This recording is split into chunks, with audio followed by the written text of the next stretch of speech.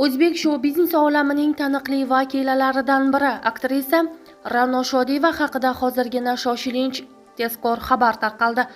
Assalomu alaykum hurmatli tomoshabin do'stlar, kanalimiz sahifasiga xush kelibsiz.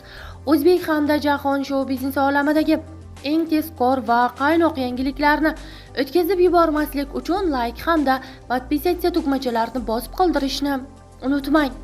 Aktrisa Ra'no Shodiyeva saraton kasalligidan davolanish jarayoni va buning uchun ketgan xarajatlar haqida gapirdi. Uning aytishicha, 2 yil davomida bir nechta operatsiya o'tkazilgan. Ularning narxi $15,000 dan $42,000 bo'lgan. Bundan tashqari, reabilitatsiya va kimyoterapiya muolajalari uchun ham katta mablag' sarflangan. Shodiyeva ayrim zarur dorilar Hindistondan olib kelinganini aytdi. O'zbekistonga olib kirishga ruxsat berilmagan dorilar uchun yuqoridan ruxsat olingan. Uning so'zlariga ko'ra, hatto bojxonada onkolog shifokori dorilarni shaxsan qabul qilib olgan.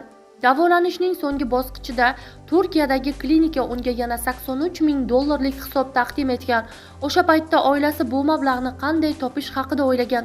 Turmush o'rtog'i esa mashina va boshqa mol-mulklarni sotish orqali zarur pulni yiqqan.